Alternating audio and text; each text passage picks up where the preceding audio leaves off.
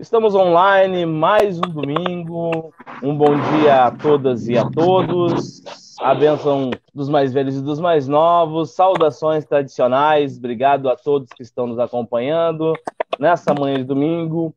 Hoje falando um pouquinho sobre as questões trabalhistas, o trabalho em tempo de pandemia. E hoje, novamente, com convidados muito especiais que vão estar dialogando um pouco com vocês, trazendo suas experiências, para a gente falar um pouquinho deste conteúdo. E, para começar, nossa querida professora Tinoco. Bom dia, Tinoco. Se apresente para o nosso pessoal. Bom dia, pessoal. Obrigada por vocês estarem aí mais uma vez com nossa live de domingo. É um prazer conversar com vocês. Eu sou a professora Tinoco e atualmente sou a presidente do Sindicato dos Municipários de Viamão, do funcionalismo de Viamão. Bom dia. Estou passando na sequência aí para o nosso convidado especial, o seu Alfredo. Bom dia. Bom dia. Eu sou Alfredo Gonçalves, metalúrgico. Atualmente estou diretor de saúde do coletivo da CUT estadual e desejar um bom dia a todos e todas aí nessa manhã fria de domingo aí participando com a gente aí dessa live. Obrigado, Alfredo, aí pela disponibilidade de estar participando conosco.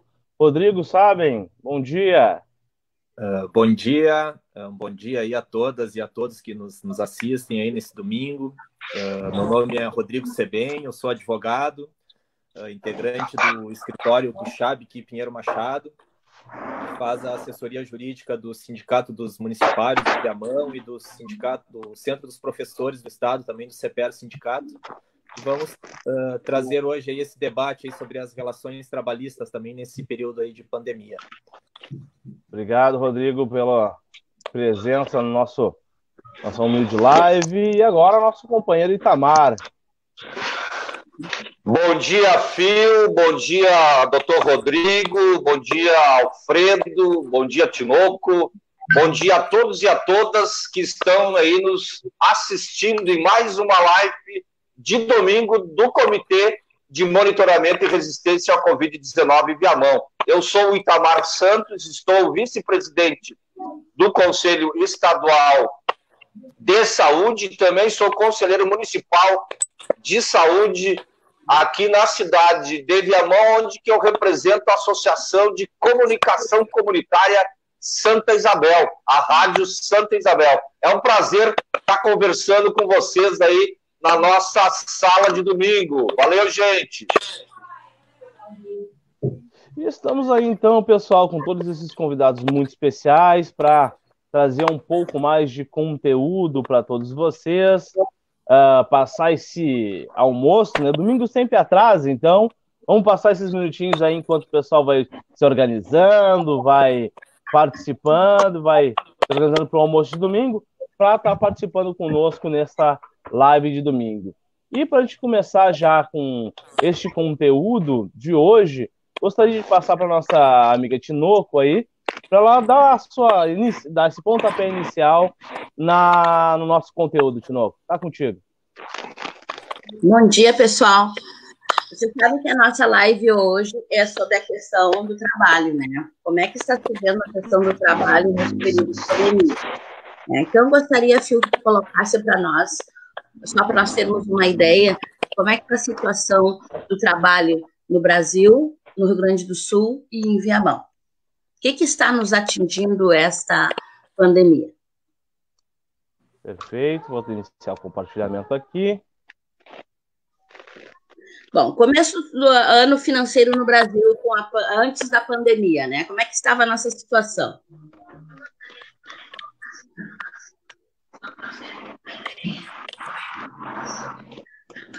Nós temos, em janeiro, as contratações no Brasil estavam em 113.155 vagas, tá? Em fevereiro, nós aumentamos para 224.818, totalizando 337.973 vagas, né? Em março, a pandemia começou no finalzinho no Brasil, no finalzinho de fevereiro, metade de fevereiro, por aí, começou o alarme, né? E aí, o que acontece em março? Nós tínhamos mil vagas, 702 mil vagas. Em abril, nós tínhamos menos 860 vagas, totalizando 1.101 1.101.101.000, tá? Empregos formais.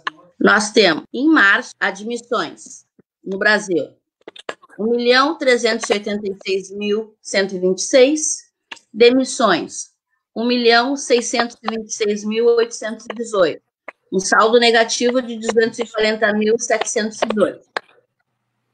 Tá? No Rio Grande do Sul, em março, 346.173 admissões e demissões 399.395. Em abril, Brasil, nós temos uma contratação de 598.596, temos demissões 1.459.099, lembrando que nós já estamos em pandemia. Um saldo de 860.503 vagas fechadas. No Rio Grande do Sul, em abril, contratos 35.280, demissões 109.966, um saldo negativo de 74.686. Janeiro a abril de 2020, nós temos, no Rio Grande do Sul, demissões 346.173, desligamentos 399.295, um saldo negativo de 53.122. Em Viamão, nós temos demissões dos 2.151, desligamentos 2.883, totalizando negativamente um saldo de 692, tá? Isso no geral de trabalho em todos os setores. Aí nós viemos para o comércio, que foi o maior índice de demissões e desligamentos, foi a questão do comércio no Brasil, no Rio Grande do Sul e Viamão também, né? Então, no Rio Grande do Sul, nós temos 85.908 admissões e temos 110.177 desligamentos, com um saldo negativo de 24.869. E em Viamão, nós tivemos em admissões 925.000, desligamentos 1.190 e um saldo negativo de 265.000. Resumindo, do total de vagas fechadas no Rio Grande do Sul entre janeiro e abril de 2020, 53.112, a maior parte foi no setor do comércio, atingindo 24.869, seguido do setor de serviços, 19.981, e depois a indústria, com menos 5.794. Total de vagas fechadas em Viamão, entre janeiro e abril de 2020, menos 692. A maior parte foi no setor de serviços, menos 306, seguido do setor de comércio, de menos 265. Seguido da construção civil, menos 79, e depois pela indústria, menos 45. Em Viamão nós não temos muita indústria, né? O que eu quero dizer com tudo isso? Aparentemente, no gráfico, parece que o funcionalismo está fora dessa questão da pandemia, das questões de perdas salariais, né? O que não acontece. Porque o que houve quando surgiu a primeira questão de trabalho? Quem é que foi atingido? Funcionalismo públicos e diretamente os professores. O que aconteceu? A primeira coisa que a nossa prefeitura fez foi retirar os desdobramentos. O que são desdobramentos? O professor trabalha de manhã, 20 horas, aí a prefeitura precisa de um profissional, ele contrata o profissional mais 20 horas, e isso se chama desdobramento. Então, aí o professor foi lá, pegou o desdobramento, trabalha manhã e tarde. Qual foi a primeira atitude da prefeitura de Viamão? Foi cortar os desdobramentos das pessoas, né? Então, já o impacto de cara foi no professor, que perdeu o seu salário, metade, teve que conviver com metade do seu salário. E aí, a primeira coisa isso que nós temos o Fundeb, que é uma verba federal, que nosso pagamento não sai dos cofres da prefeitura, sai dessa verba mandada pelo MEC, né? Mas a primeiro atingido foi o professor, tiraram o desdobramento, o Vale Transporte, é óbvio que foi a primeira coisa que eles cortaram de todo mundo, né? Inclusive as pessoas que continuaram trabalhando, porque aí exigimos, o sindicato exigiu que fosse cumprido a lei de que reduzisse o número de pessoas trabalhando, de que diminuísse o número de horas, e aí eles fizeram isso, diminuíram o número de pessoas, mas não pagaram o Vale Transporte dessas pessoas que trabalharam. Então, aí foi outra briga do sindicato, a questão do Vale Transporte das pessoas que estavam trabalhando, né? O desdobramento foi perdido mesmo, não interessou para o governo se as pessoas precisam daquele dinheiro para trabalhar, como é que a situação delas ia ficar, ele simplesmente cortou. E, para completar, na questão do funcionalismo, os professores recebem o piso nacional. Aí o piso do nacional do professor deve ser pago em janeiro, e não foi pago como sempre é. E o do funcionalismo, a data base do funcionalismo é 30 de março. E aí o que eles fizeram? Eles, o mês de abril, ficaram de negociação com o sindicato para dar esse reajuste, porque não é aumento, né, pessoal? Aumento seria se eu ganhasse um salário muito bom e aí me dessem tantos por cento de aumento que eu conseguiria viver sem um aumento. O que a gente tem hoje é um reajuste, são as perdas salariais que a gente tem e que é reposta no outro ano. Aí eles nos chamaram, ficamos na negociação de quanto seria, e aí para o funcionalismo nós queríamos, o piso do magistério foi 12,84, nós queríamos para todo o funcionalismo 12,84, porque a gente entende que não há diferença entre funcionário público, o que há de diferença é a questão do estudo, que aí ele vai ganhar suas vantagens mais adiante. Mas, a princípio, nós brigamos para que fosse 12,84, não poderia. Aí, o que aconteceu? O prefeito disse que 12,84 funcionalismo não daria, que daria sim. Aí tá, fechamos uns 5% para o funcionalismo.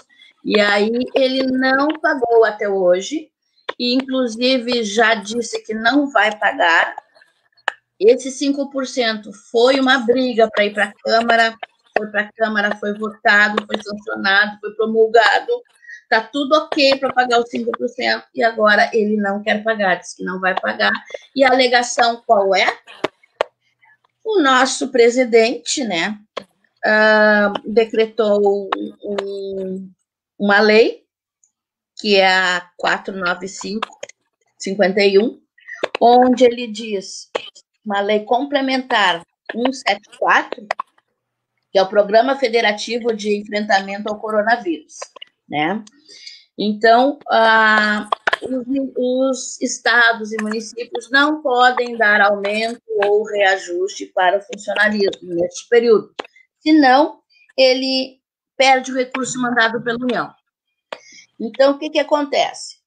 Agora, nós já está sancionado, promulgado os 5%, ele disse que não vai pagar, e agora ele mandou retirar da Câmara em função deste lei complementar, né? E aí, qual é a alegação dele?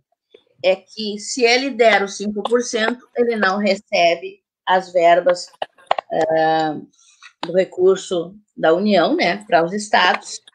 E aí ele alegou que o objetivo do enfrentamento ao Covid-19 e que o descumprimento dessas normas complementares da 173 implicará na perda por parte do município, além das sanções administrativas decorrentes do descumprimento da lei federal. Então, ele usou isso para não dar esse reajuste para o funcionalismo, usou a questão da calamidade pública do Covid, porque não pode dar reajuste, e ainda a lei da responsabilidade fiscal. Então, ele se baseou em 3 coisas para não dar os 5% para o funcionalismo, sendo que esses 5% era para ter sido dado em março, e esses 12,84% do professor é para ser dado em janeiro. Ele também está agora dizendo que vai pagar o do professor, só que já passou do dia Ele primeiro disse que ia pagar dia 10, depois ele disse que ia pagar dia 15, sexta-feira ficou sabendo que ele vai pagar dia 20, aí eu ainda perguntei, tá, mas vocês vão pagar dia 20 por quê? Né? Então, vai sair outra folha suplementar, se o dia 30 já está aí? Não, vai sair sim, porque eles já estão devendo vale transporte do pessoal que já trabalhou na pandemia e que também não pagaram. Então, toda essa situação trabalhista, toda essa questão do funcionalismo, cai na questão do Covid, da pandemia, que hoje, pelo que a gente nota, está servindo de bandeira para tudo, né? Sendo que é uma coisa para ser paga lá em janeiro, a outra era para ser paga em março, nós estamos em junho, não foi pago, e aí agora a pandemia serve para tudo isso. E aí o funcionalismo perdendo, o comércio fechando, alegando que tem que abrir, aí agora abrir o comércio, que a pressão dos donos de comércio em Viamão foi muito grande em cima do prefeito, aí ele abriu o comércio, aí as pessoas parece que não se conscientizaram, não veem que isso que realmente o Covid está aí, que está matando, que a gente tem que se cuidar. As pessoas, eu acho que pensam que é brincadeira andar de máscara na rua, né? E aí agora está aumentando a questão do Covid em Viamão, e as pessoas circulando porque o comércio está aberto. A gente sabe que as pessoas precisam trabalhar, mas eu acho que o governo, o presidente, tem que estar preparado para quando acontece esse tipo de pandemia. Eu não governo de qualquer jeito. Eu tenho que ter umas reservas sabendo que pode faltar dinheiro para alguma coisa e que eu tenho que auxiliar lá. E agora, mais do que nunca, está na hora desse governo federal auxiliar as pessoas que não têm condição.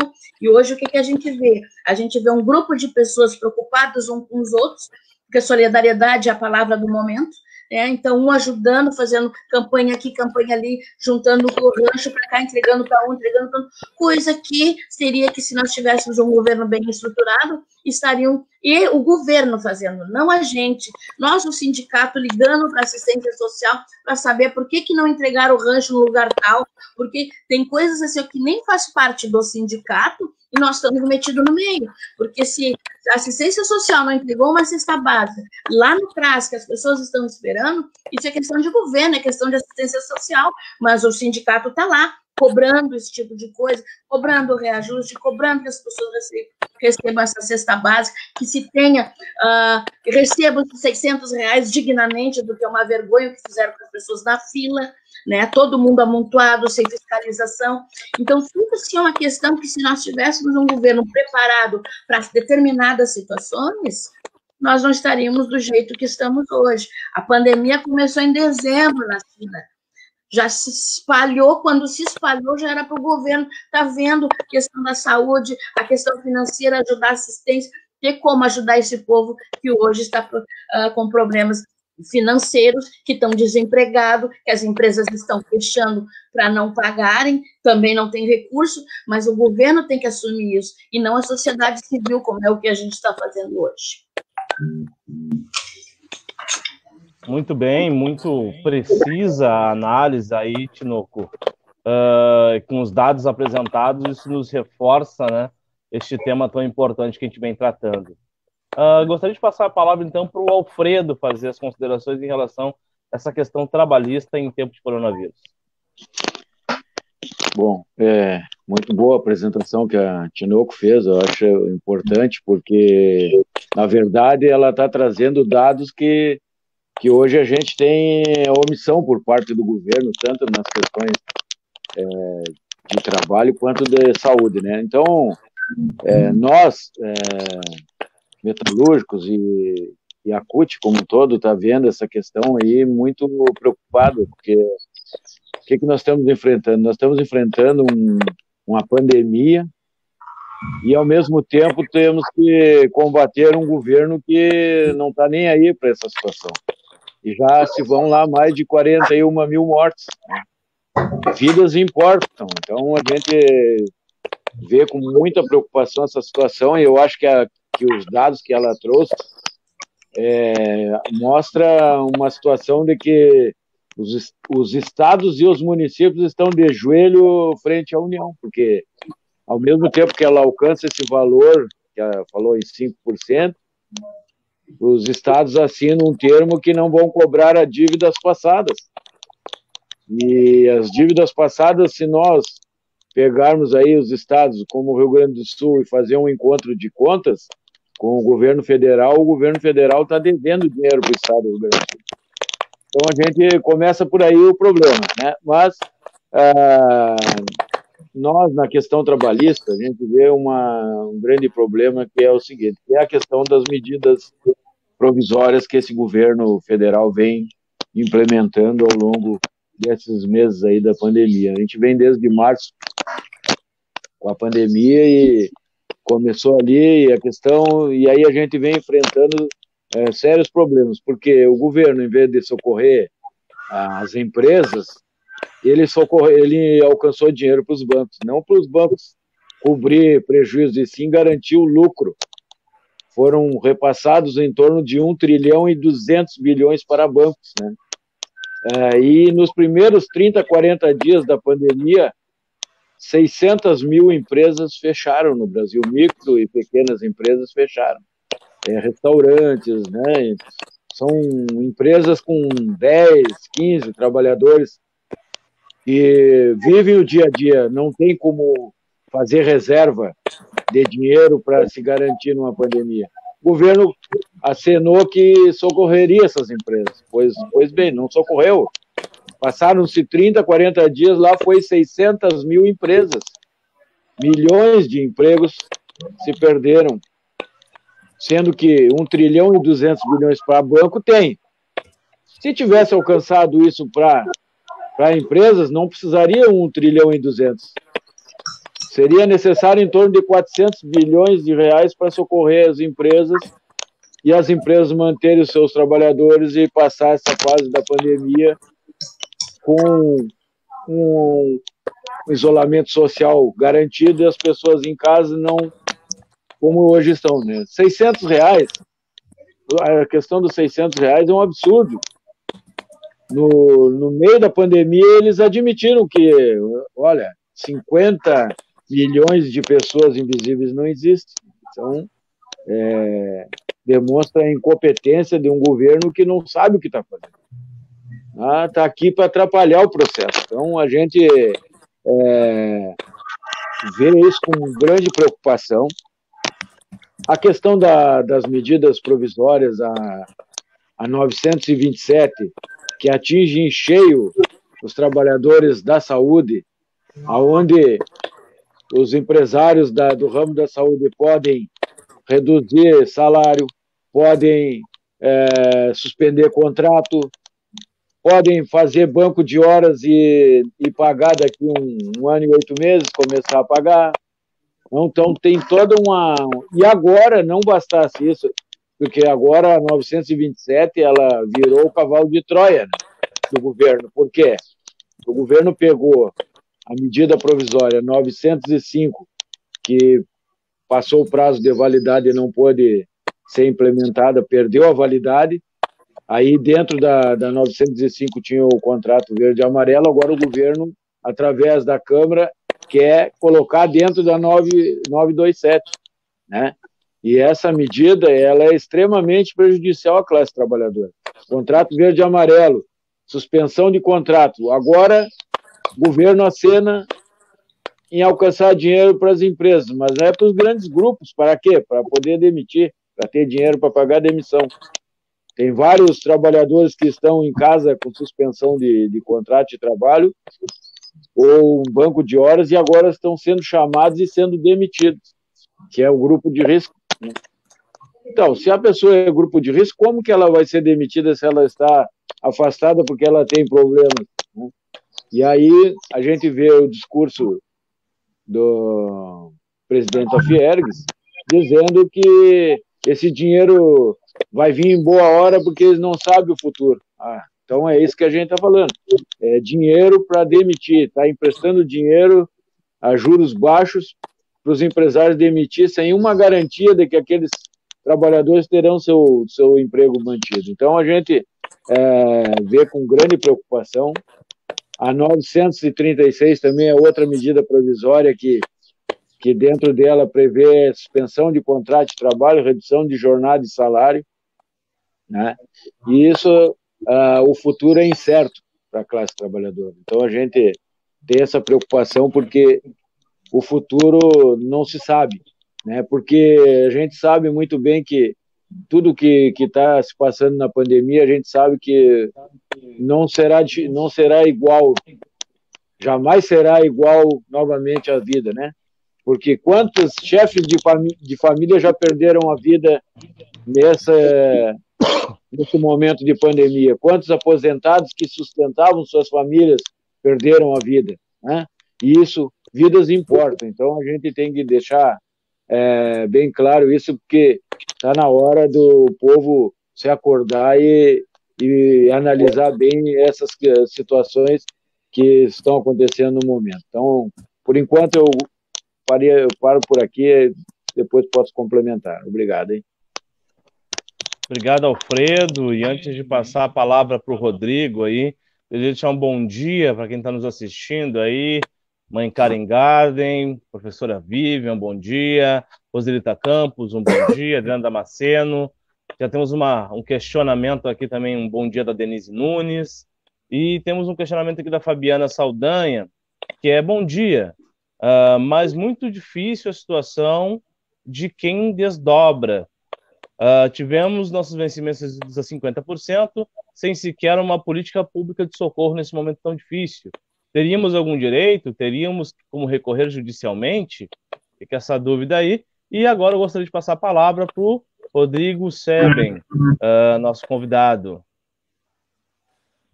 Bom dia a todos e a todas aí novamente, né? Acho que esse debate é enriquecedor aí nesse momento de pandemia. E também da situação dos trabalhadores hoje aí que enfrentam toda essa situação, né, de demissão, de restrição de direitos e de calamidade aí que a gente vem passando.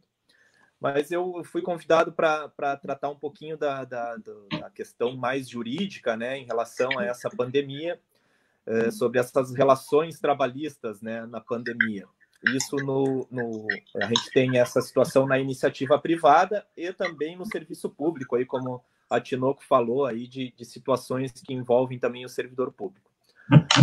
Em relação ao o trabalhador, né, da iniciativa privada, a gente teve, como o Alfredo já falou aí também, a MP 936, né, que trouxe algumas alterações aí nas relações trabalhistas nesse momento da pandemia.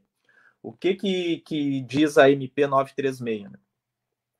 Ela deu uma flexibilizada em algumas normas trabalhistas, mas essa questão da pandemia a gente entende também que não pode servir como uma relativização, né, das normas trabalhistas, como foi falado aí também anteriormente. Hoje tudo é desculpa, é a pandemia, é o Covid, é o coronavírus, né? E a gente tem alguns limites aí na legislação e na Constituição que a gente entende que são mantidos e que devem ser seguidos também nessa relação entre o empregador e o empregado. Então, o que trouxe a MP 936? Né? Eu anotei aqui algumas situações. Ela possibilita, com a ajuda do governo federal, algumas situações na relação de emprego, que é a redução da jornada de trabalho com a redução também proporcional do salário, né? Reduções essas de 25%, 50% ou até 75%. E a outra possibilidade é a suspensão do contrato de trabalho por até 2 meses. Né? Nesse caso da suspensão do contrato de trabalho, o governo federal é que fica encarregado de pagar o salário do trabalhador. Mas isso tem, né, algumas exigências, né, da empresa para que se enquadre nessa situação. Essa redução da jornada e do salário e a suspensão do contrato de trabalho, elas não afetam qualquer situação posterior de necessidade do seguro-desemprego. Isso é bom, né, ressaltar. Para a suspensão do contrato de trabalho e para a redução da jornada, foram previstos nessa medida provisória acordos individuais. E esse talvez seja o ponto mais polêmico, né, dessa medida provisória, porque a Constituição Federal e as normas trabalhistas, elas botam por trás das negociações coletivas sempre o sindicato dos trabalhadores, né? Que é quem vai ter também a força, né, de lutar pelo trabalhador. Por isso que a gente ressalta sempre a importância do sindicato, né? Por isso também essa questão do acordo individual se tornar um pouquinho prejudicial para o trabalhador, porque o trabalhador está sempre do lado mais fraco em relação à empresa ou à indústria, né, que ele trabalha. É difícil o trabalhador sozinho conseguir fazer uma negociação, né, que avance em direitos e vantagens para ele. Por isso que o sindicato, estando por trás, né, desse conjunto de trabalhadores e garantido na Constituição essa representatividade também, é que tem o poder e a força, né, de fazer uma negociação e um acordo justo para todos, né, e que não traga aí essa retirada, redução de direitos, né. Então, esses acordos individuais, dentro dessas possibilidades que a MP define, como redução, né, proporcional da jornada e do salário e suspensão do contrato de trabalho, chegou a ser analisada já pelo STF e foi considerada como aceita nesse período de calamidade pública, né, de pandemia. Mas aí restrito a essas situações que a MP descreve, né?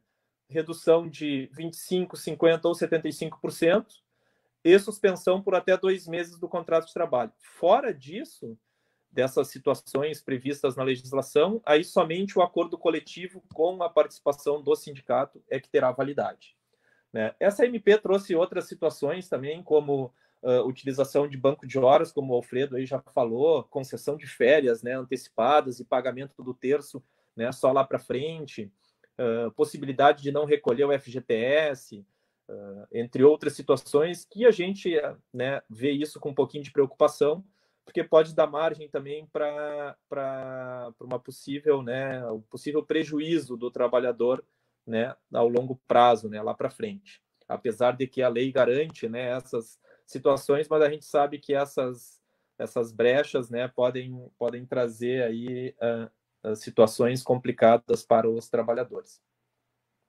Como eu disse, essa situação dos acordos individuais foi analisado também já pelo STF, né? O artigo 7º e o 8º da Constituição Federal garantem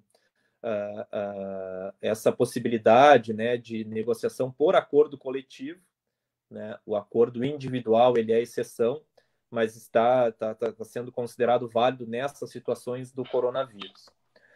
Isso em relação a tudo que eu falei agora em relação ao trabalhador da iniciativa privada, que tem a sua relação, né, de emprego regida pela CLT, né? Como eu já falei também anteriormente, a gente não pode relativizar, né, as normas trabalhistas ou ter essa visão justa só por causa dessa pandemia, mas claro que as situações também vão ser levadas ao judiciário e a gente acha que vai ter uma longa discussão dessa situação também na justiça.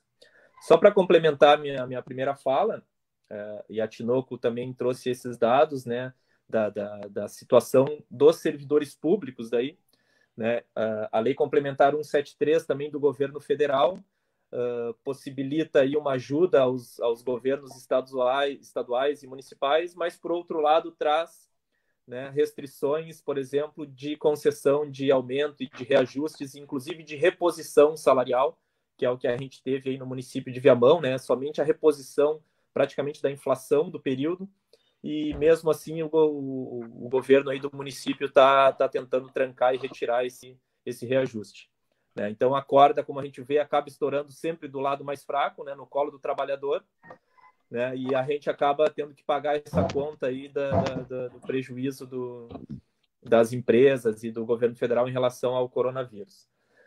Só ressaltando que essa situação do reajuste dos servidores, né, provavelmente a gente já está estudando a possibilidade de ingressar com uma ação judicial, porque a gente entende que é um direito adquirido já, né, todo o processo legislativo foi cumprido, seguido à risca e sem nenhuma ilegalidade, agora o governo tenta aí retirar esse reajuste.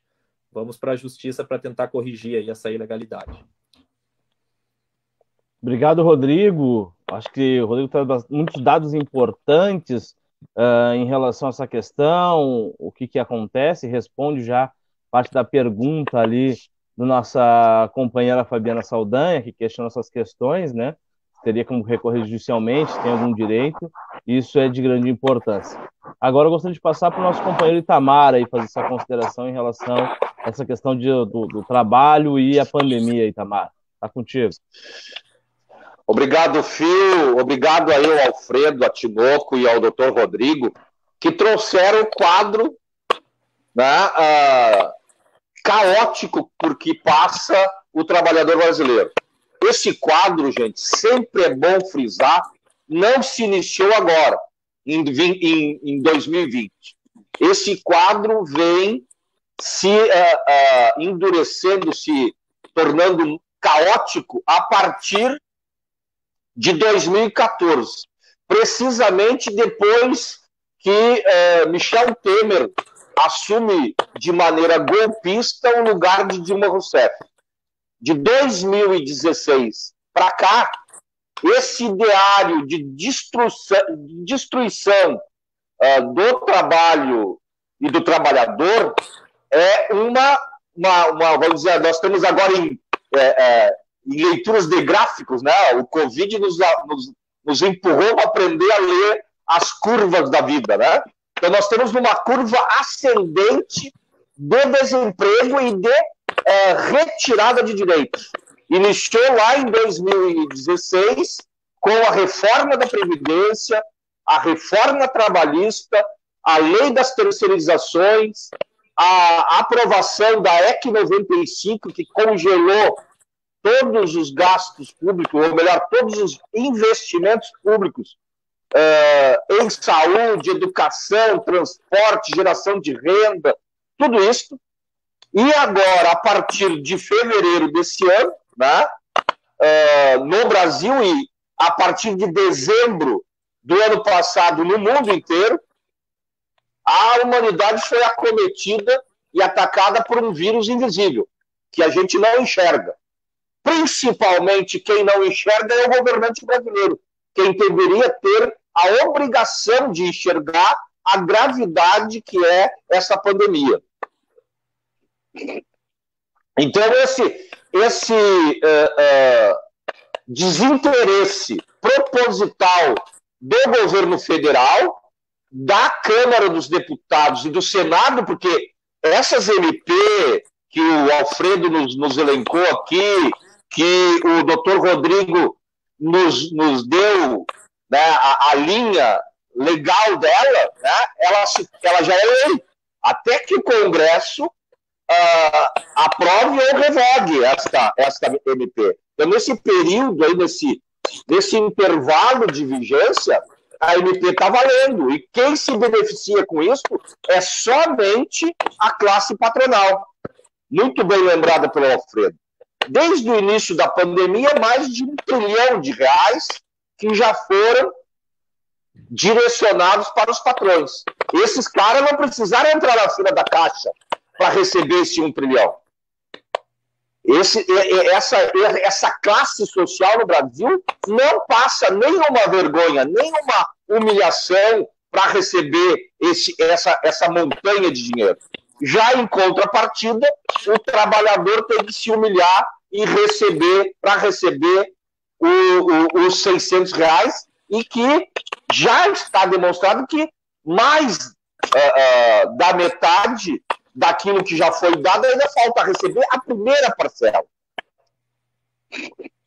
Então nós estamos nesta conjuntura de destruição da vida, né? Hoje no Brasil tem duas alas políticas. Uma que defende a vida e que quer e luta para que o Estado seja o mantenedor dessa vida, primeiro dando condições de saúde para as pessoas serem atendidas. Coisa que não tem. O que a gente vê na grande mídia é cova de gente sendo enterrada sem o direito de velório, sem o direito de ter a causa-morte no seu atestado de óbito. Então, isso é parte de uma política, de uma necropolítica, de uma política genocida, que tem o objetivo de matar as pessoas mais vulneráveis, os não atletas, como disse o presidente da República recentemente. onde que ele diz que os atletas, os fortes, né, os que têm condições irão sobreviver. Então, é uma barbárie cada pronunciamento do presidente da República. Trazendo para a nossa vida, né, isso se reproduz aqui do lado da nossa casa. Né? A gente está assistindo pela janela da internet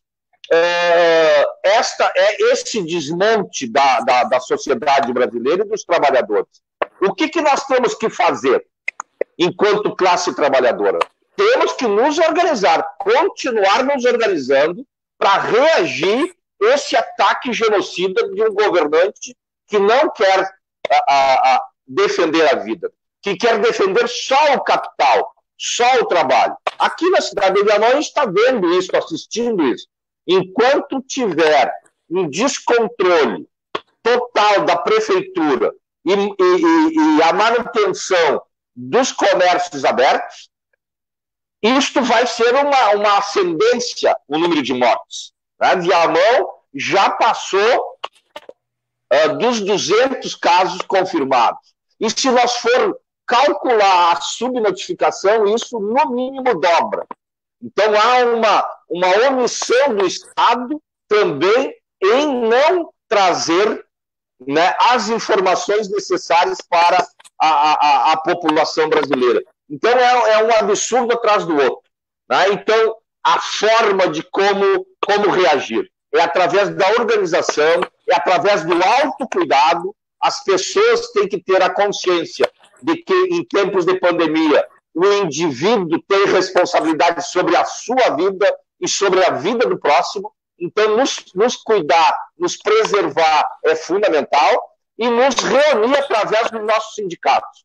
Tá? Através dos nossos sindicatos, através das nossas associações, através dos nossos comitês. O Comitê de Monitoramento e Resistência ao Covid-19 de Viamão está fazendo essa tarefa de propor saídas para as pessoas. E tem saída. Tá? Só na questão da pandemia, né, se nós tivéssemos governantes capazes e interessados em defender a vida, já tinha estabelecido a reconversão industrial.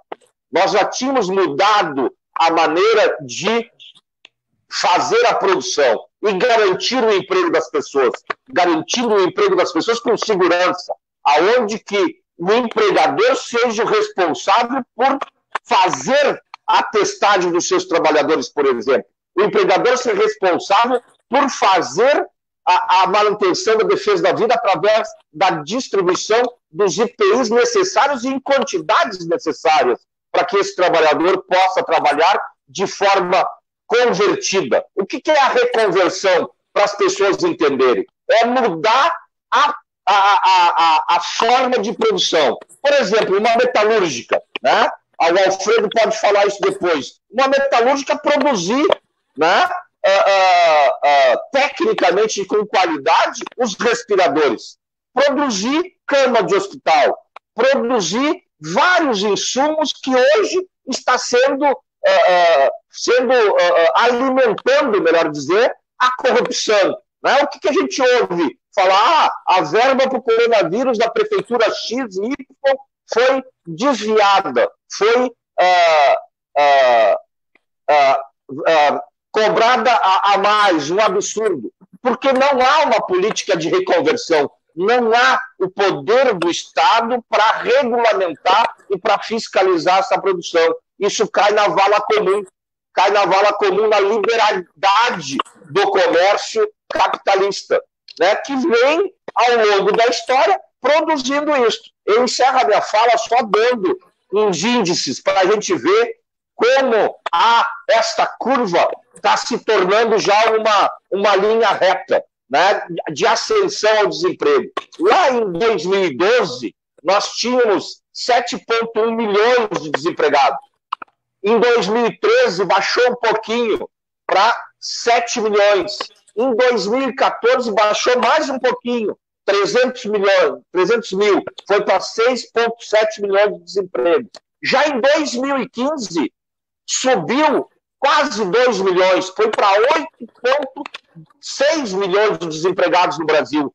e agora, em 2016, chegou a 11,5, e atualmente nós estamos em 13 milhões. Então, há uma política deliberada do governo do Estado e do governo federal em criar desemprego, para que a mão de obra do trabalhador seja cada vez mais achatada, mais desqualificada, para que sejamos reféns desta política genocida que está aí. Por enquanto é isso, gente. Obrigado, Itamar. Muito pontual, muito qualificada a fala aí nas questões relativas ao trabalhador e todas as questões relacionadas à pandemia e esse desgoverno que existe no momento, que certamente não beneficia, não se preocupa, propriamente dito, com a ponta, e sim com a classe patronal e aqueles que estão sempre ganhando mais e não redistribuindo esta renda. Gostaria de cumprimentar aqui Saul Fontoura, que está nos acompanhando, nosso companheiro aí do comitê, a professora Vivian, tem acompanhado de perto as negociações entre a CE e empregados. Acordos não existem, estão determinando os acordos nos moldes de trabalho da RGE, provável compradora da empresa.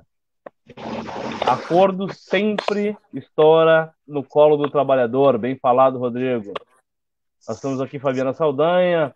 Gratidão pela incansável luta da professora Maria da Silva Tinoco, na liderança do nosso sindicato, nossa incansável guerreira.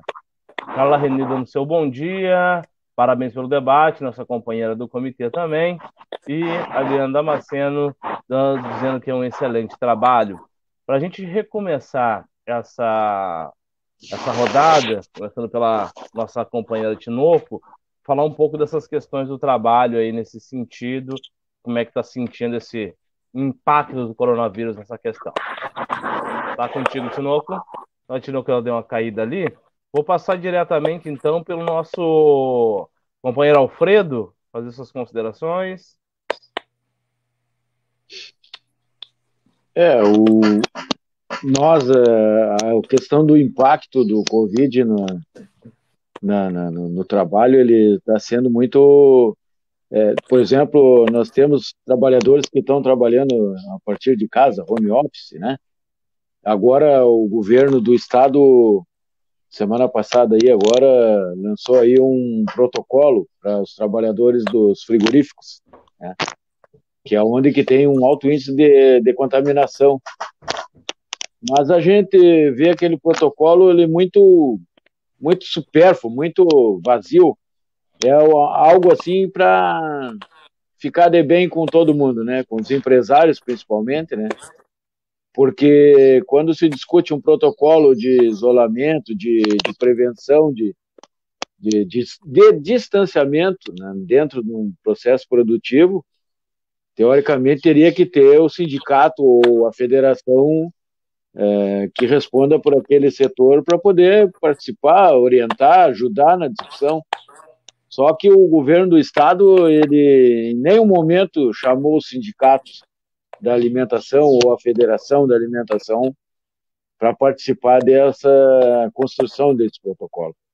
É algo assim que, como o doutor Rodrigo bem falou, o movimento sindical fora dos processos, essa é a intenção dos governos, e tratar direto com os trabalhadores. Então a gente vê com grande preocupação isso aí, porque como que tu faz um distanciamento dentro de uma empresa, né? Como que tu consegue organizar um setor que nem a alimentação, que é um setor que por ser um ambiente frio, né? Que é muito frio, frigorífico, tem setores que chegam a 30 graus abaixo de zero a temperatura, como as câmeras. Então a gente vê essa questão com grande preocupação. A questão do trabalho home office é outra, né? O trabalhador que está trabalhando a partir de casa, ele está usando a internet dele, ele usa, se nós pegarmos a questão das mulheres, é tripla jornada, porque muitas vezes a mulher está em casa, mas ela tem que cuidar dos filhos, cuidar da casa, cuidar do trabalho, né? e a maioria das empresas nem sequer continua alcançando um vale alimentação para essas pessoas. E as pessoas estão em casa trabalhando, consumindo, estão gastando, estão tendo suas despesas, né? E as empresas continuam faturando. Então, esse é um grande problema. Eu acho que a área do comércio pós-pandemia, porque ainda não dá para se falar em pós-pandemia, porque não tem sequer uma vacina, né, para combater essa pandemia. Então, a gente, na verdade, não sabe quando que isso vai acabar. Mas uma coisa é certa, que com certeza o retorno não será o mesmo, né? Tem muito trabalho que aí eu acho que o doutor Rodrigo é importante ele dar uma contribuição, doutor, porque há muito trabalho que era feito presencial, agora eles vão querer implementar, os grandes grupos, o trabalho home office, e aí eu acho que vai passar por uma renovação de leis, de coisas, e aí a gente sempre sabe que, como foi falado aqui, a corda ela sempre arrebenta do lado mais fraco, que é do lado dos trabalhadores, né? Tanto da iniciativa privada quanto servidores públicos que por esse governo aí hoje são demonizados, né? E a gente sabe que se não fosse os servidores públicos, o que seria do nosso SUS, né? Se não fosse o SUS, o que seria da sociedade em geral, né? Porque muitas pessoas só olham o SUS a partir de que está dentro de um hospital, e ele é muito mais complexo, tem muito mais. Então, eu acho que a gente, na questão da pandemia, a gente ainda vai ter muito ainda que enfrentar ainda, porque nós temos um exemplo da questão das normas regulamentadoras, que são as NR. Nós temos o Fórum Sindical de Saúde do Trabalhador, e aqui no Rio Grande do Sul tem representantes da CUT lá na comissão tripartite, né? E lá, como o governo acabou com o Ministério do Trabalho e tal, aí não é fácil, né? É uma briga de foice, como diz o outro, né? Porque o governo vem sempre na tentativa de desmantelar tudo que é direito que os trabalhadores têm e com relação à segurança no trabalho também, a própria vida dos trabalhadores.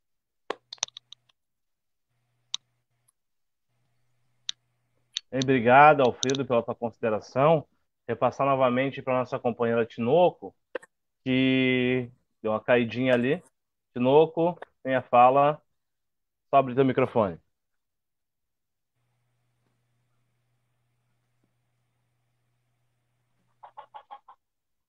Tinoco, tá ouvindo? Aí. Oi, bom dia. Estou ouvindo agora, estava com o microfone fechado. Infelizmente, né, pessoal, a realidade brasileira é a de sempre, é a mesma de sempre, né? Quem sobra para o trabalhador, né? Essa pandemia veio e parece que novamente veio para ajudar o empregador, né? Porque quem está com esses novos projetos de leis, com essas PL, com essas MP, quem está perdendo é sempre o trabalhador, né? O trabalhador sempre que deveria ser guardado pelas pessoas que estão lá, porque elas são votadas por nós, né? Elas ganharam o nosso voto para nos defender, e na hora H, eles defendem o empresariado, defendem as pessoas que estão ajudando daquele jeito, né? E o trabalhador vai ficando, o trabalhador só tem perdas, né? O trabalhador que é o que sustenta a base de tudo, né? Porque se os trabalhadores cruzam os braços, o Brasil não anda, Rio Grande do Sul não anda, Viamão não anda, né? E ainda nos pega no momento em que nós temos que ter um distanciamento, temos que estar resguardado em casa, e não se pode fazer muita coisa. Porque o governo, por exemplo, o governo dos 12,84 que nós pedimos, ele nos deu 5% de aumento, nós tínhamos que aceitar os 5%, porque nós não temos como fazer greve, não temos como fazer paralisação, não temos como nos movimentar. Então, até parece que a gente tem que dar graças a Deus que ele queria dar os 5%. E agora a gente vê que não vai se ganhar nada, né? Então, assim, a pandemia serviu para outras coisas, veio para solidariedade, mas também a gente tem que parar para pensar assim, o home office, né? Quanto o governo vai lucrar com isso, porque ele vai ver que as coisas estão funcionando, que dá para se fazer à distância. Eu também sou professora do Estado, e nós estamos nessa questão das aulas online, E aí eu sempre fico me questionando e pensando, é bom a gente estar em casa, se cuidando, se resguardando como deve ser, mas os meus colegas que são contratados, quando o governo está fazendo esse teste das aulas online, eles estão vendo que o professor tem condição de dar aula online, tem condição de abarcar mais turmas, porque eu posso pegar mais turmas para dar aula na minha determinada disciplina, e o meu colega que é contratado, será que ele não vai perder o emprego por causa disso? Agora mesmo no município, tirar os desdobramentos, será que agora com essa função do online também que tem no município, os professores que tinham desdobramento vão receber? Vão voltar? Porque agora eu posso dar aula online, então eu posso pôr mais gente para atender essas turmas que o professor que tem desdobramento não está atendendo agora porque não está ganhando.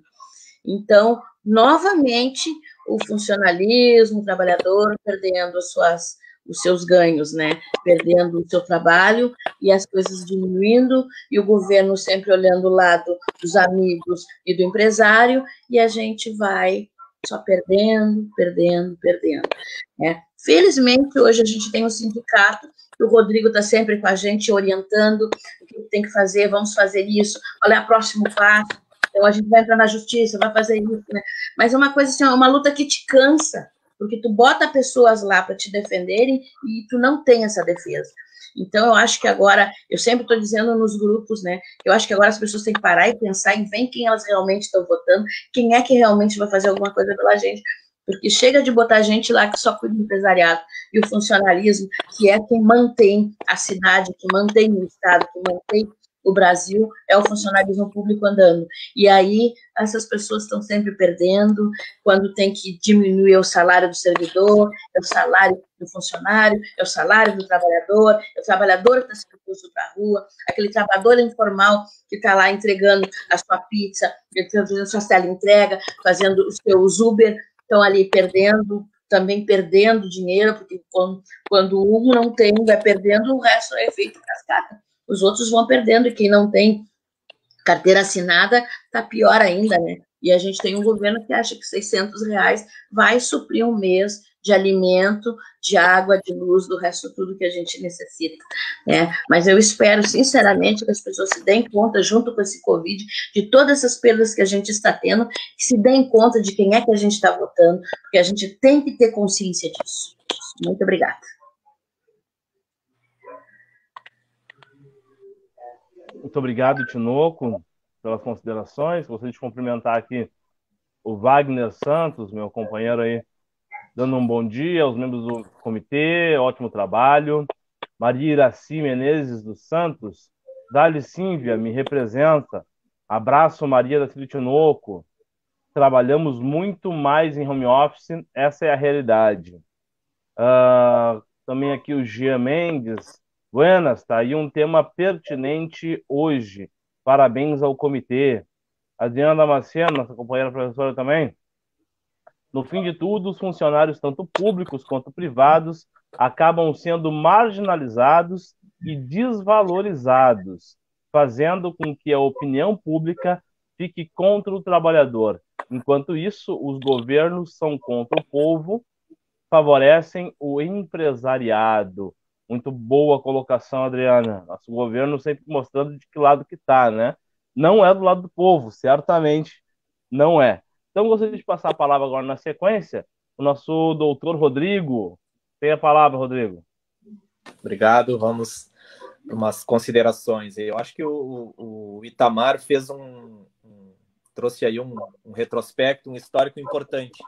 A gente vem nesses últimos anos, passando por uma cruzada de retirada de direitos, A gente veio lá com a reforma trabalhista, a reforma previdenciária, carteira verde e amarelo. A gente vem no âmbito estadual aqui também com a reforma de estatutos, Essa alteração no Estatuto do Magistério, no regime jurídico dos servidores públicos também. Então, é uma escalada que vem se acentuando aí nos últimos anos, de retirada de direitos, né, que muitos conquistados ali no decorrer e antes, inclusive, da Constituição de 88, né, e se efetivando com a Constituição de 88, que foi, né, considerada uma Constituição trabalhista. Mas a gente vê isso como um momento perigoso. Por quê? Porque esse momento de pandemia, de calamidade pública, ele pode proporcionar isso, né, ou facilitar que as coisas ainda avancem mais rápido, né, nesse sentido, como uma relativização, né, do contrato de trabalho, o enfraquecimento do sindicato, né, como mecanismo de luta, né, na defesa dos interesses do trabalhador, do servidor, né. Isso é uma leitura aí que a gente já vem fazendo há algum tempo. E essa possibilidade da pandemia justificar, né, muitas coisas aí nesse momento nos deixa também um pouco preocupado. Provavelmente não, com certeza, nós vamos levar muitas dessas discussões para a justiça, né? E a gente vê também no posicionamento do judiciário uma restrição um pouco maior nesses últimos anos de reconhecer o direito, às vezes, do servidor público, do trabalhador em algumas questões, né? Situações que a gente olha assim, não, mas isso aqui não tem cabimento, vamos levar para o judiciário, e o judiciário arruma um argumento para nos negar aquele direito. E isso também é um pouco preocupante. E como a gente tem visto hoje, né, com as atuações do governo federal e também no âmbito estadual, essa questão do coronavírus vai embasar, né, ou justificar muitas dessas alterações. O Alfredo também trouxe aí um dado importante sobre essa questão do home office, né, do teletrabalho, e a Tinoco também falou sobre isso. Eu acho que a gente sente isso um pouco hoje em dia com o WhatsApp, né? O WhatsApp é uma ferramenta que ele não tem horário de trabalho ou horário comercial, né? Qualquer horário está chegando ali informação ou pedido ou trabalho propriamente dito, né? A gente vê hoje os professores, né, da rede pública com a dificuldade do governo de implantar uma plataforma, um mecanismo que possibilite os alunos também ter acesso. Praticamente os professores trabalham via WhatsApp hoje, com pais, com escola, com colegas, com alunos, né? E isso gera também um tensionamento e uma disposição do trabalhador praticamente que por 24 horas. Né? São situações também mais recentes, né? E eu acho que a pandemia trouxe mais isso, acelerou esse processo esse processo tecnológico, né? Do home office, do atendimento, né? À distância ou de casa, e isso vai ser discutido também na justiça, e eu acho que a gente vai ter um longo debate aí com discussões de teses até se chegar num denominador comum, né, numa posição que seja, esperamos, né, favorável ao trabalhador. Porque a gente não cansa de repetir, né, o trabalhador está do lado mais fraco, o sindicato está por trás justamente para amparar, para ter esse respaldo, né, como uma entidade que luta pela classe, né, e a gente vê nas posições dos últimos governos aí uma tentativa de enfraquecimento do sindicato, né, a própria retirada do imposto sindical demonstra isso, né, a gente não quer do outro lado um braço forte que vá bater de frente conosco, né, a gente quer atropelar e passar por cima e impor o que a gente acha que tem que ser, né? E o trabalhador que reclamar corre o risco de ficar desempregado, né? Essa é a máxima, né, desses governos, desse governo federal que a gente tem hoje aí, respaldado aqui no governo estadual. Isso, como eu disse na minha primeira manifestação, né, eu fiz uma leitura mais técnica ali das normas que o governo federal vem editando, né, seja no âmbito privado como no âmbito também do serviço público, mas a gente, né, uma simples leitura nos possibilita ver que a corda no pescoço está no lado do trabalhador, né, e a gente, né, como operador do direito e da justiça, a gente entende que, e é nosso papel também, né, trabalhar e levar esses casos à justiça para que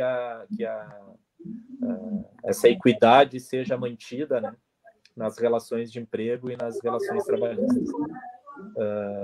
encerro minha manifestação, né, me colocando à disposição também. A gente atende ali o sindicato de Viamão, né, o CEPER sindicato, também é âmbito estadual, né, o nosso escritório tem uma participação grande nessa questão dos servidores públicos, né, também, e agora também na iniciativa privada, e qualquer coisa pode nos procurar lá no sindicato dos municipários. Lá. Obrigado. Obrigado pela participação aí, Rodrigo. Dando mais algumas considerações aqui do nosso público. Maria Bólico, M-Bólico, Viamão RS, participando. Obrigado pela participação. Adriana Damasceno, em Viamão, a luta do Simvia tem sido incansável ao lado dos trabalhadores. Agradecemos imensamente a confiança dos nossos colegas nessa luta. Seguimos na luta pela igualdade de direitos, enfrentando um governo que não valoriza o funcionalismo público municipal que está à frente do atendimento da comunidade viamonense. Professora Vivian, nós, profs do município, trabalhamos em home office e mesmo impondo horário, recebemos tarefas a qualquer hora do dia. Fabiana Saldanha, é verdade, mesmo fechando o grupo da escola, eu recebo tarefa no mais variado horário, entra a noite adentro.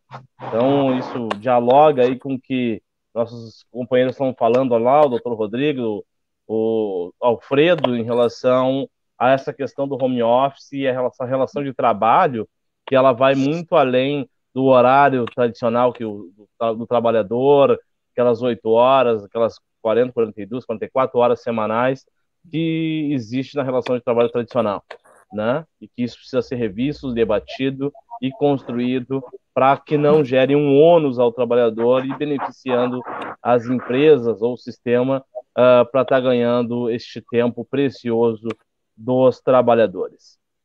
Então, para a gente começar nossas considerações finais, né? Gostaria novamente de agradecer a todos que estão assistindo até agora, pedir que todos curtam, comentem, compartilhem e curtem a nossa página, e gostaria que a Tinoco começasse a nossa rodada de considerações finais. Bom, eu acho que continuamos na luta, né? Que é esse o nosso objetivo, não perdermos direitos. Contem com o sindicato a hora que vocês precisarem, estamos lá para defender o funcionalismo e lutar contra essas perdas que hoje em dia a pandemia está servindo para nos prejudicar. Bom dia. Obrigada, pessoal, pela companhia. Obrigado, Tinoco, aí, por ter participado, apresentado esse conteúdo riquíssimo, né, na apresentação inicial lá. Para quem não conseguiu ver essa apresentação, depois do final da live, ela vai ficar disponibilizada tanto aqui na nossa página do Facebook, mas também lá no nosso canal do YouTube. Basta pesquisar lá no YouTube por Comitê de Monitoramento e Resistência ao Covid-19 Viamão, que você vai ver todas as lives anteriores também, para que você não perca nenhum dos assuntos que nós tratamos aqui. E vou pedir para o nosso companheiro Alfredo fazer suas considerações finais. Bom, primeiramente eu gostaria de agradecer aí o comitê aí na pessoa do Itamar aí, que já conheço já de longa data, já os companheiros. A oportunidade da gente estar aqui debatendo, né, num domingo de manhã, né, uma situação que todo brasileiro está enfrentando aí. Então, eu acho que a gente, mais do que nunca, o povo tem que estar unido e parar e pensar, que nem foi falado aqui pela companheira Tinoco, que a gente tem que ver quem a gente coloca, né, para ser nosso representante a nível municipal, estadual e federal, porque hoje o que a gente vê, a maioria está defendendo o capital, né? E deixando a vida para ser uma questão secundária. Então, eu acho que a gente tem que batalhar muito e estar unido. E agradeço a todos aí, o doutor Rodrigo, ao Fio, ao Tinoco aí, por essa oportunidade da gente estar aqui debatendo. Muito obrigado, um bom domingo a todos aí, e a luta continua. Muito obrigado, companheiro Alfredo. Dizer aí para os nossos quem está acompanhando aí, quais lives nós já temos, nós já falamos aí de como a pandemia atinge a população negra, falamos sobre a rede de educação na pandemia, quais são os desafios, saúde pública com o professor Alcides Miranda, falamos também sobre rede de assistência social e a inclusão da população nos benefícios, e agora falando de relações trabalhistas na pandemia do coronavírus. Gostaria que o nosso companheiro Rodrigo, advogado aí, fizesse suas considerações finais. Bom, gostaria de agradecer a todos aí pela oportunidade, né, de participar desse debate enriquecedor. Eu acho que muito importante.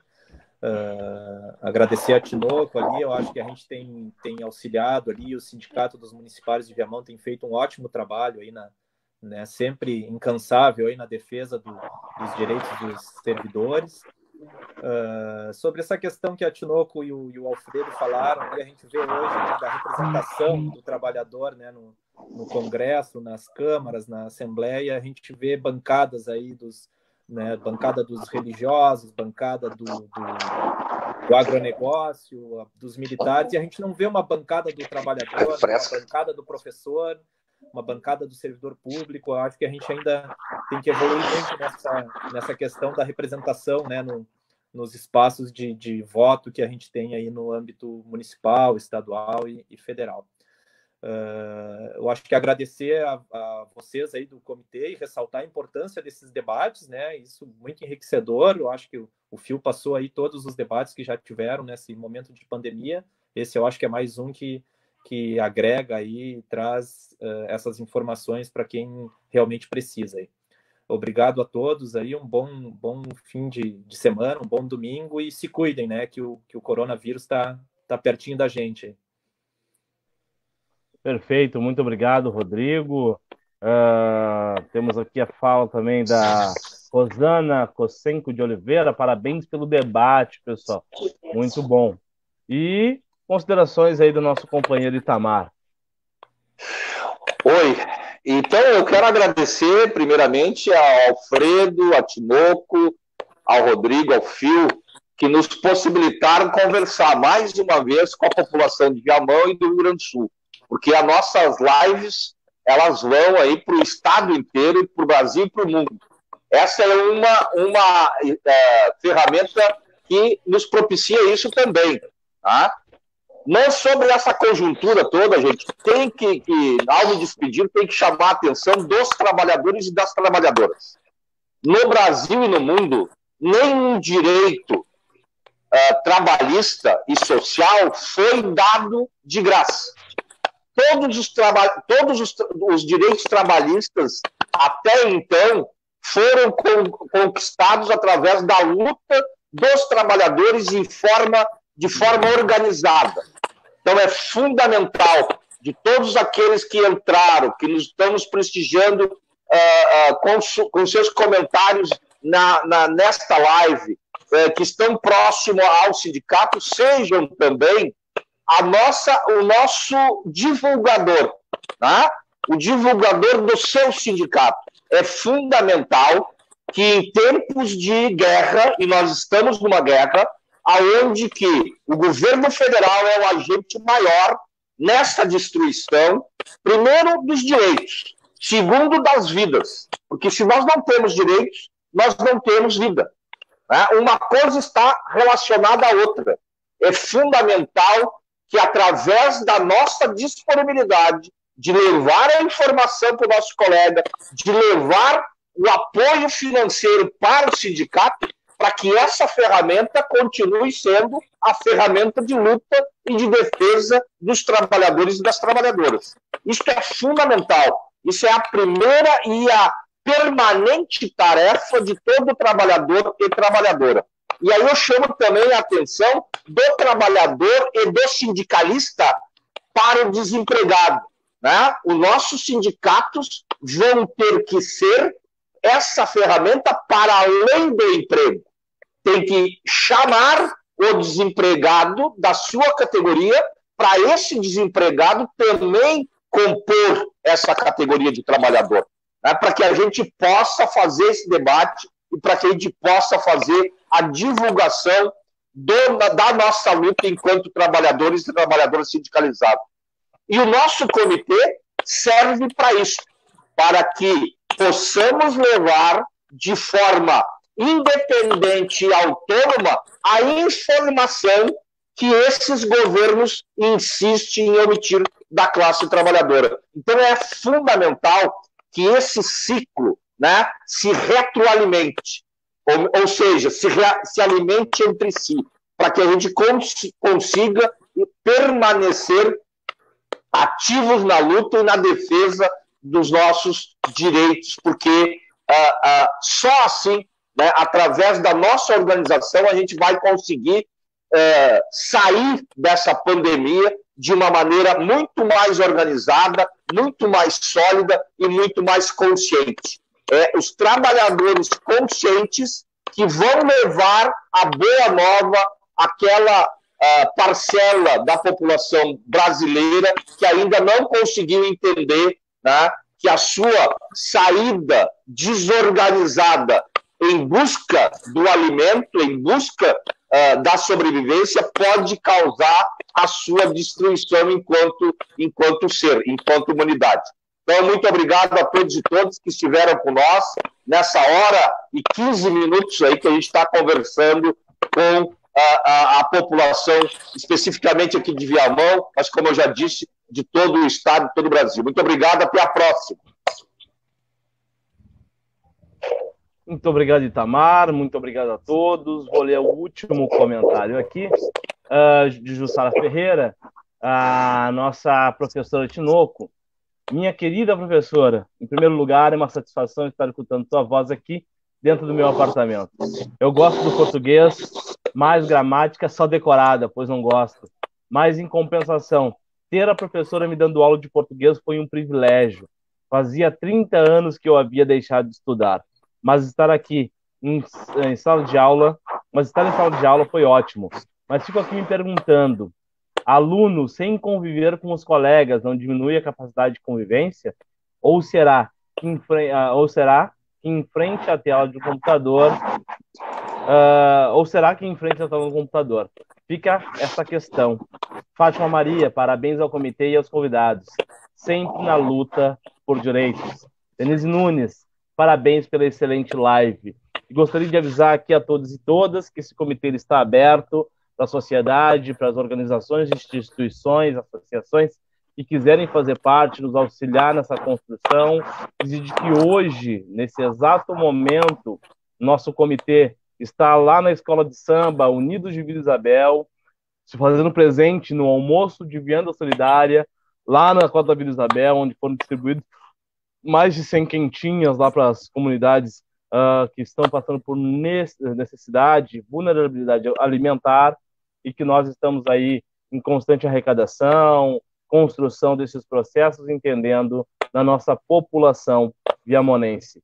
Muito obrigado a Itamar, Alfredo, Rodrigo, Tinoco, saudações tradicionais, a bênção de todas as divindades e deuses, a qual cada um acredita, e até o próximo domingo, e um bom almoço a todos.